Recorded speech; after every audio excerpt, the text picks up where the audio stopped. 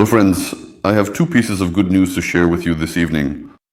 First, a Russian multirole fighter jet, the Su-35, was shot down today by our missile on the Eastern Front.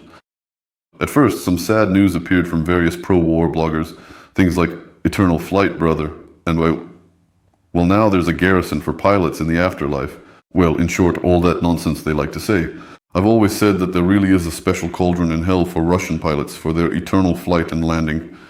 The ground, so to speak, will greet them with concrete. The plane was shot down. The pro-war bloggers, there are no details from our side yet about how it happened. All that's known is that we shut it down. It wasn't a technical malfunction, it wasn't friendly fire, it was specifically a Ukrainian missile.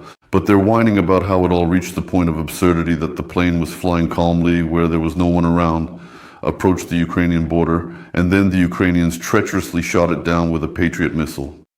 Well, I mean, what do you mean by treacherously? It was peacefully flying to bomb our cities, and we apparently attacked it cruelly and treacherously and shot it down. That's the logic of the Russians. Well, yes, let's leave them alone with their logic. There was a fighter jet, and now there isn't. There's no reason to fly close to Ukrainian airspace. Well, and the security service of Ukraine also delighted us with an excellent video. The Sea Baby Marine drone struck a tanker from Russia's Shadow Fleet in the Black Sea. The tanker blew. They hit it right in the stern.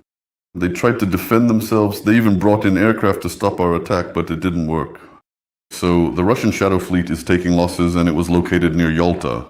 The security service of Ukraine commented on this with irony, saying very seriously, "This is a zone of Ukraine's economic interests, our coastal waters, Crimea, Yalta." And the Russian tanker was there illegally, without permission, and therefore accordingly was struck. All in all, excellent, excellent. They hit it, I repeat, in the stern, and it doesn't float anymore.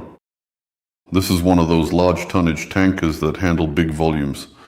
But of course, taking them out is a sacred duty, because transporting Russian oil is a sin before God and before Ukrainians. Because if they deliver it somewhere, they earn money for Russia to fund the war. If they bring diesel or gasoline for Russia, they improve the supply situation and logistics. Neither of these things is something we need, so tankers will be targeted and are being targeted, as we can see, quite successfully. I congratulate both our security service of Ukraine and our air defense service who are taking out both planes and tankers. To be continued. There will be good news, friends, and I will keep you updated. The video showing how our drone found this ship is amazing, wonderful. The maritime drone did a great job. You can find it on the Telegram channel Sazonov Official and on Facebook as Kirilo Pravdorub. Enjoy. I'm watching it myself right now and enjoying it. Here's the video from the SBU. Links to the channels are in the description of this video and in the channel description.